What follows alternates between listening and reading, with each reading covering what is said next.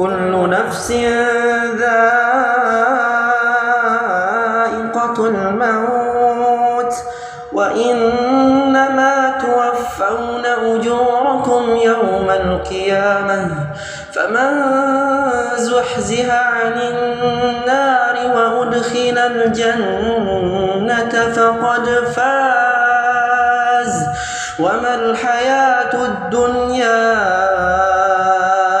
illa mata'ul ghurur.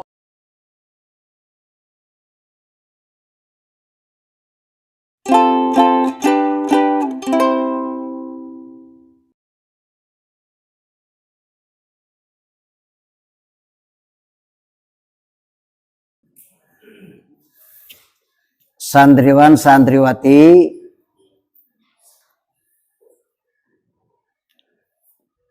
kita masih melanjutkan hadis tentang wudhu.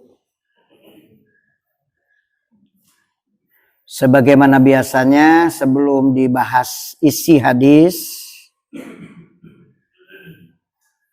biasanya ditanyakan dulu ilmu alatnya dulu ya, agar sama-sama kita paham, mengerti apa yang dibaca.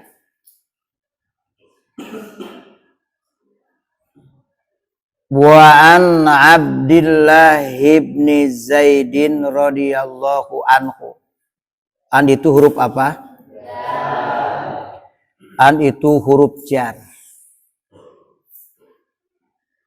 Jumlahnya kurang lebih 20 huruf jar itu. Dan masuknya kepada isim.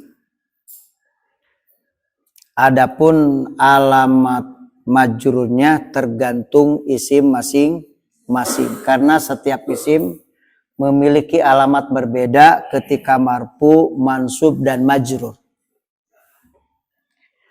Abdillahi, jadi apa Abdillahi? Majrur oleh an, kompak dijawab. Abdillahi adalah majrur oleh an sekaligus mudhof, Allahi mudhof ilaih, sedangkan ibni sama keras. Jadi apa jabatan ibni? Jadi badal dari Abdillah.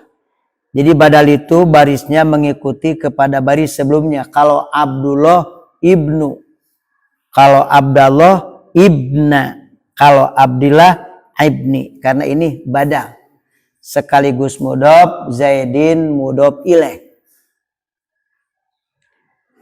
Radiyallahu, radiya fi'il apa? Madi apa? Ma'lum. Allahu menjadi fa'il, isim yang marfu terletak setelah fi'il ma'lum. Itu salah satunya ya. Nanti ada fa'il setelah isim fa'il, fa'il setelah masdar ada.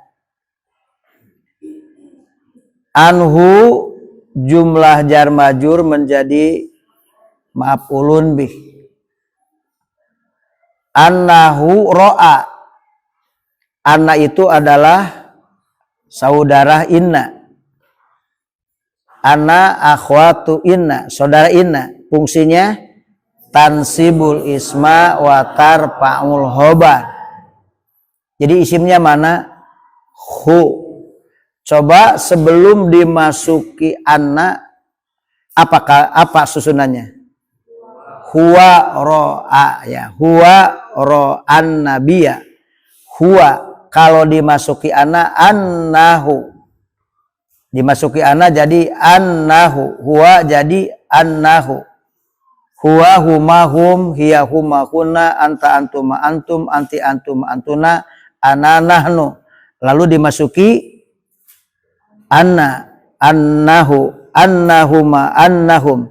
Nanti domir huruf bersambung dengan domir.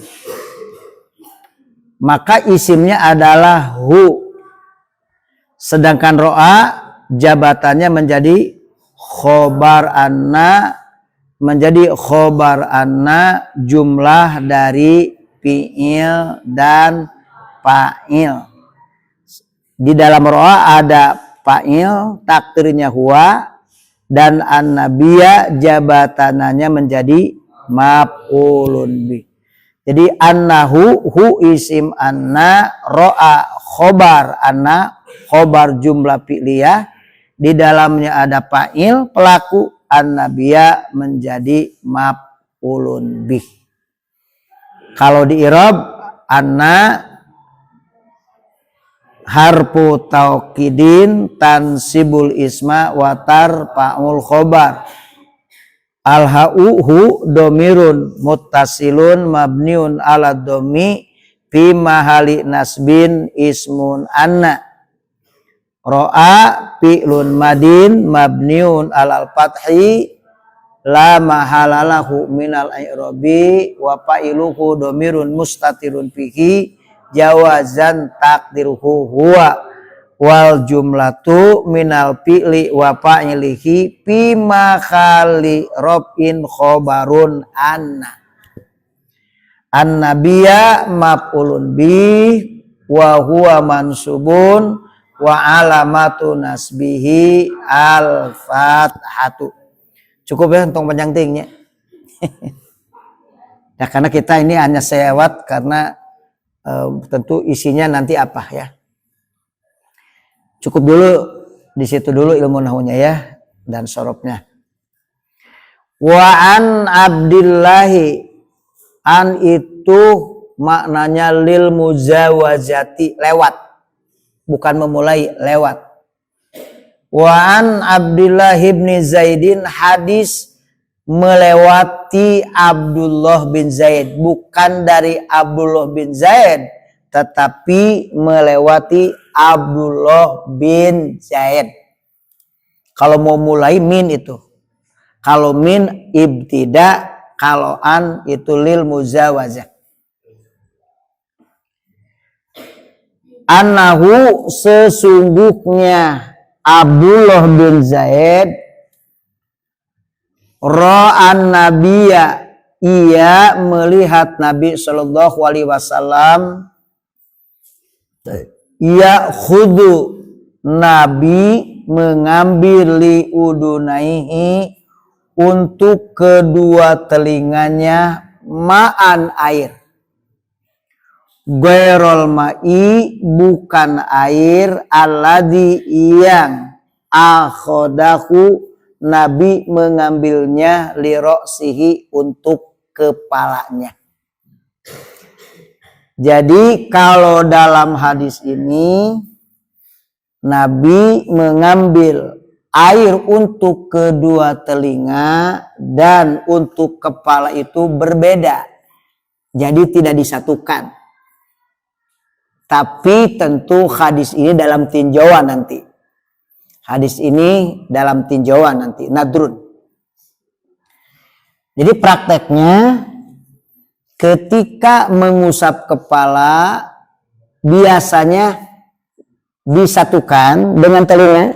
Kita mulai dari depan, ditarik ke belakang, langsung disatukan. Nah, di hadis ini adalah misah, terpisah. Mengusap kepala dulu, lalu untuk telinga ngambil lagi.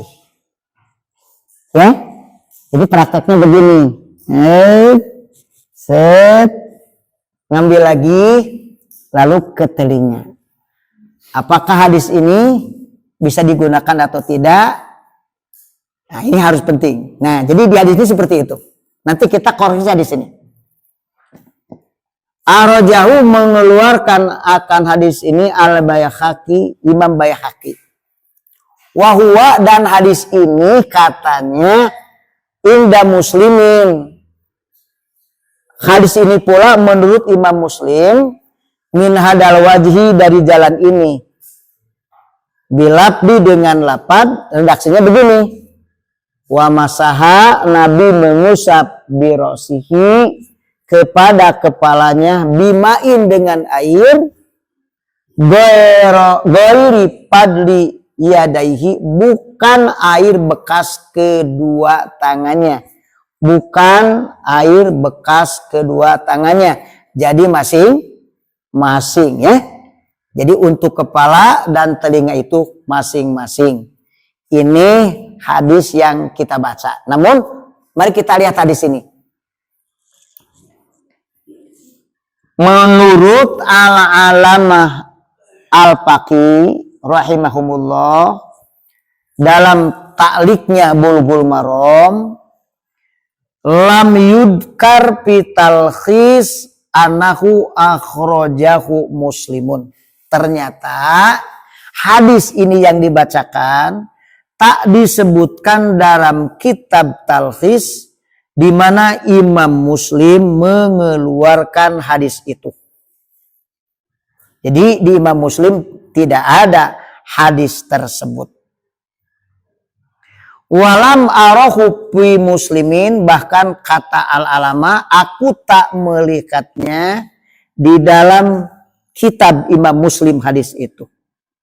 Jadi hadis ini ada yang menyebutkan juga adalah hadis Imam Muslim, tetapi di Imam Muslim ternyata Imam Muslim tak mengeluarkan hadis itu. Bahkan Imam Al-Alama Faqih juga tidak melihat hadis tersebut di kitab Imam Muslim. Memang di kalangan para ulama ada pendapat apakah mengusap kepala dan kedua tangan itu apakah mengusap kepala dan kedua telinga itu disatukan atau dipisah-pisah. Maka menurut sebagian pendapat hadis Imam Baihaqi ini adalah waqad asaro huwa ila sududihi. Ternyata hadis Imam Baihaqi yang mengatakan bahwa mengusap kepala dan telinga itu dipisah, hadisnya sad. Karena hadisnya sad, maka kata Al-Alama fala yuhtajju bihi, maka hadis yang kita baca ini tak dapat dijadikan hujjah, tak dapat dijadikan argumentasi. Wa yu'ayyidu dzalika, dan menguatkannya akan hal tersebut, annal ahadisa, sesungguhnya hadis-hadis, allati warada fiha, yang hadis ini datang, yaitu masurosi wal udunain, mengusap kepala dan kedua telinga, lam yadkur ahadun, tak menyebutkan salah seorang pun, annahu, bahwa sesungguhnya Nabi SAW akhoda ma'an jadidan, bahwa Nabi mengambil air yang baru. Jadi tidak ada riwayat yang menyebutkan Nabi mengambil air yang baru. Itu yang sahih gitu. Jadi yang lemah ada, yang sad ada, nah, di mana Nabi mengambil lagi untuk kedua telinga air yang baru. Jadi antara kepala dan telinga tidak disatukan. Namun itu dianggap lemah, hadisnya sad. Imam Muslim pun tak mengeluarkan katanya hadis tersebut, sehingga hadis tersebut tak dapat dijadikan hujjah. Oleh karena itu mengusap kepala dan telinga itu disatukan. Walau annahu fa'ala dalika, kalau seandainya Nabi mengerjakan itu, lanukila, tentu akan ada yang diriwayatkan hadis itu, tentu akan diriwayatkan hadis itu. Bahkan wa yuqawwihi, menguatkannya, dohiru qaulihi sallam, dohirnya hadis Nabi sallam, al-udunani minar ra'si. Kata Nabi, dua telinga itu adalah bagian dari kepala. Dua telinga itu adalah bagian dari kepala. Maka otomatis kalau dua telinga itu bagian kepala, dalam mengusap itu disatukan. Sebagaimana hadis sebelumnya kita baca bersama ya sebelumnya. Di mana Nabi bada'a bi muqaddami rasihi, Nabi mulai dari depan kepala, lalu Nabi menarik ke depan kepala, lalu memasukkan jari-jari kedua telinganya, sementara ibu jari ada di punggung telinganya. Jadi satu kali. lihat prakteknya seperti ini. Nah, ini yang diajarkan Rasulullah SAW dalam mengusap kepala dan tangan itu disatu kalikan. Adapun yang dipisah-pisah itu hadisnya dianggap lemah atau syadz hadisnya. Bahkan Imam Muslim ternyata tak mengeluarkan hadis tersebut. Bahkan menurut Al-Faqih tadi bahwa ia pun tak melihat hadis tersebut di Imam Muslim. Jadi persoalannya santriwan-santriwati bukan sekedar berwudu, tetapi wudu yang benar seperti apa yang dicontohkan Rasulullah SAW. Mengingat hadis itu tentu ada yang sahih, ada yang hasan, ada yang dhaif. Kalau ada yang sahih, untuk apa kita mengambil yang dhaif? Oleh karena itu, untuk memastikan apakah hadis ini bisa dipakai atau tidak, kita sudah sama-sama mempelajari ilmu mustalahul hadis. Jadi yang kita pilih adalah hadis-hadis sahih, hadis-hadis yang bisa dipertanggungjawabkan kesohihannya. Paham tuh? Jadi sekali lagi, menurut hadis yang sahih, mengusap kepala dan kedua telinga itu disatukan, tidak masing-masing mengambil air yang baru. Itu barangkali yang bisa disampaikan untuk pagi hari ini. Tentu mudah-mudahan ada manfaat untuk kita semua.